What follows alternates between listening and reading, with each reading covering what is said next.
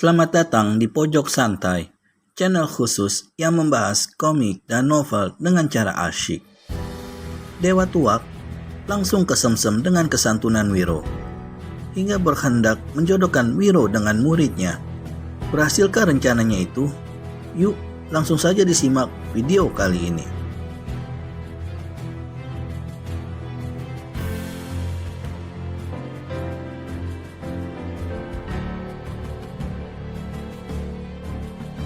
Sang surya sudah lama bergeser ke ufuk barat.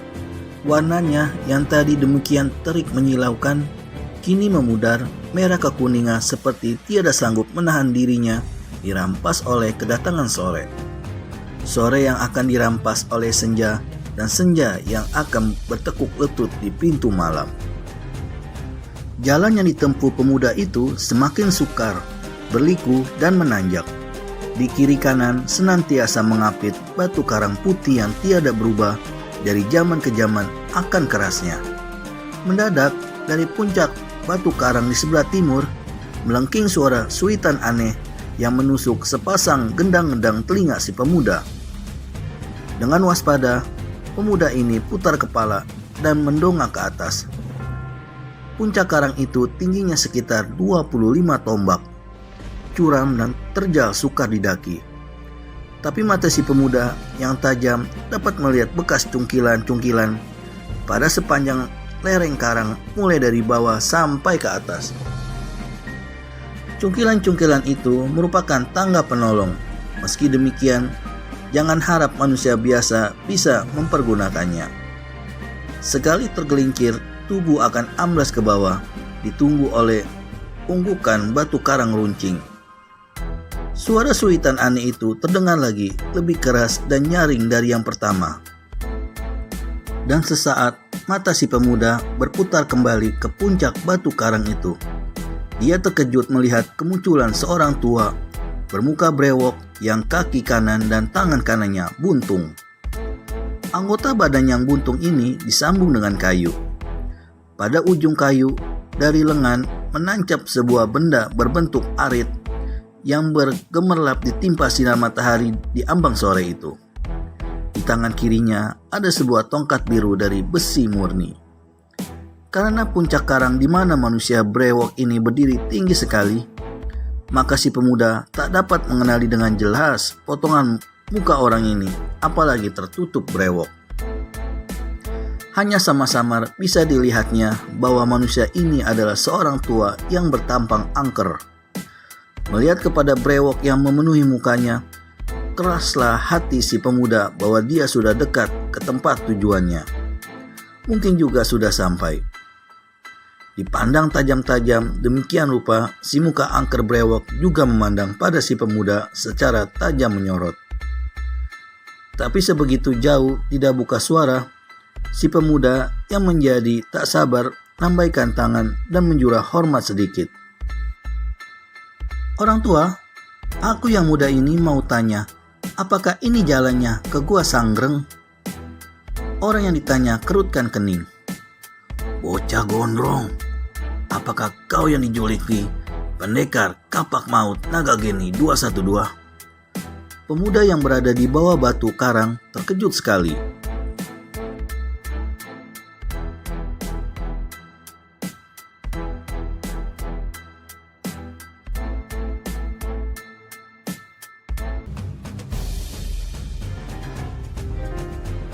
Siapakah orang tua brewok bermuka angker ini?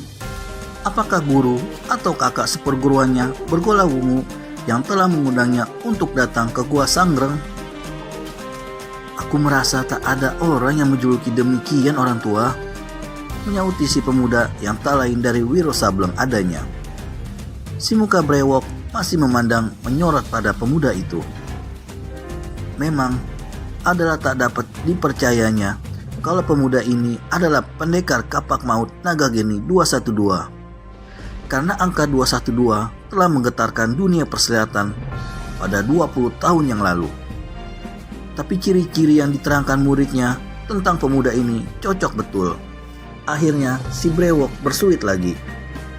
Kali ini suara suitannya lain dari 2 kali tadi.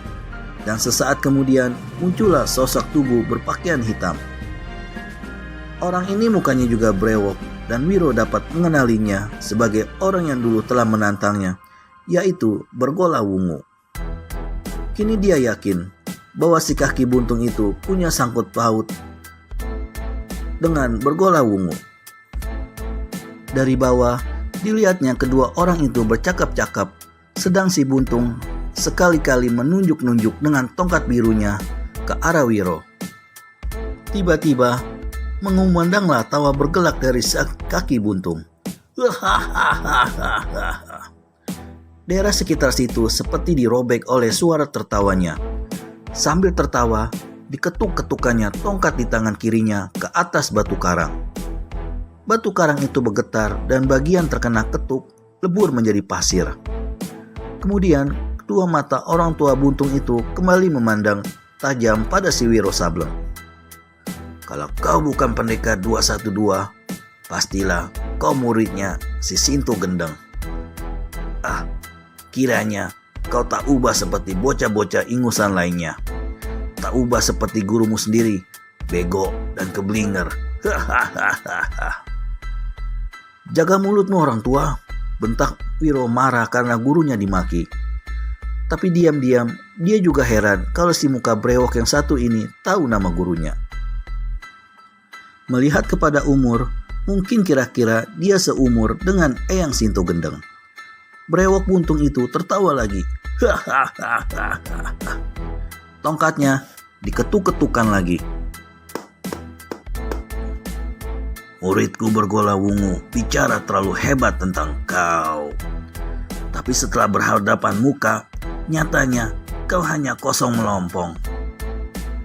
Tadinya mendengar kematian 3 muridku, aku ingin mengajaknya bertempur sampai 100 jurus. Hendak ku pecahkan kepalanya dengan tongkat biru besi murni ini. Tapi nyatanya, dia adalah seorang bocah pitit, masih pantas ngempeng. Pakai baju pun belum becus. Pendekar potongan macammu ini, sekali aku ayunkan tongkat saja, pasti sudah kelojotan. Panas hati Wiro Sableng tiada terkirakan. Darah mudanya menggeru dalam pembulunya. Orang tua, serunya.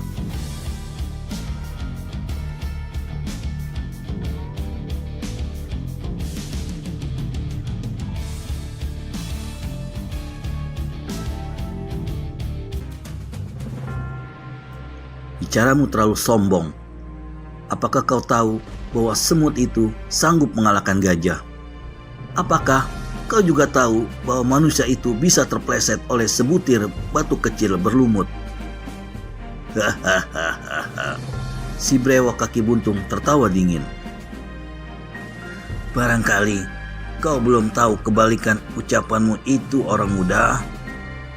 Tahukah kau bahwa semut itu sekali dipijak oleh gajah akan mejret amblas ke dalam tanah?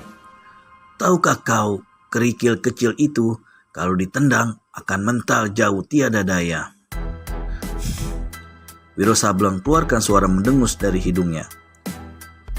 Kadangkala manusia kelewat pintar, dia dibicara terbalik-balik macam kau, sautnya. Tapi tak apa, aku tak ada urusan dengan kau. Biar aku bicara dengan Bergola Wungu. Si orang tua tertawa berkekeh. Jangan sebut soal tak ada urusan, geblek. Muridku telah mati 3 orang. Bukan aku yang bunuh. Tapi kau turut bertanggung jawab, nukas Bergola Wungu. Buset, kata Wiro. Di depan hidung gurumu, kau bisa buka bacot keras, Bergola. Aku sudah datang untuk menerima tantanganmu. Bergola Wungu tertawa mengejek. Ini bukan gua Sanggrang, Wiro. Bukan di sini ajalmu. Harus kau pasrahkan. Keren betul kau, Bergola. Manusia kalau sudah lupa nasib memang persis macam kau. Kau tahu bahwa kau dulu anak kampung Jatiwalu yang sekarang punya sedikit ilmu, lantas jadi kepala rampok. tapi lantas menantang aku dengan lari kepada gurunya. Kalau aku jadi kau, lebih baik terjun dari atas puncak gunung karang itu ke bawah, mati bunuh diri. Merah muka bergola ungu sampai ke telinga dan ke kuduknya. Mulutnya terkatup rapat, gerahamnya bergemelotakan. Namun tak ada suara jawaban dari dia. Maka berkatalah si brewok tua kaki buntung, "Bocah 212, karena kau bicara begitu congkak, tentu kau punya sedikit ilmu yang diandalkan. Aku yang sudah tua ingin sekali bertukar pengalaman." Wiro Sableng tertawa-tawa.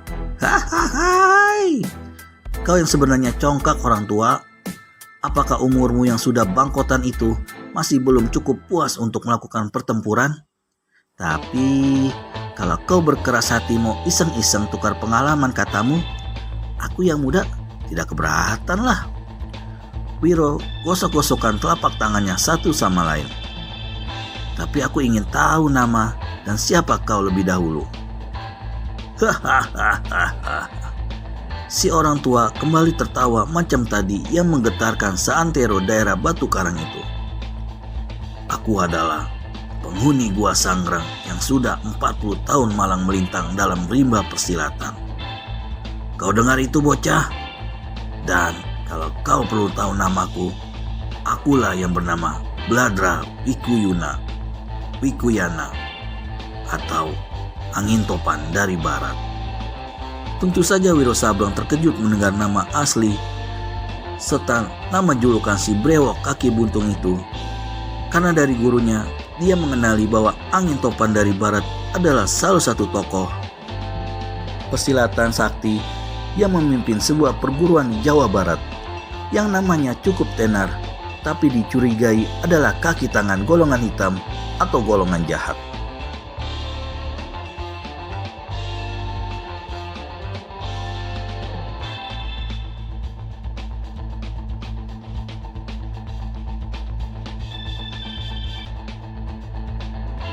Namun demikian, pemuda ini sama sekali tidak unjukkan paras kecut.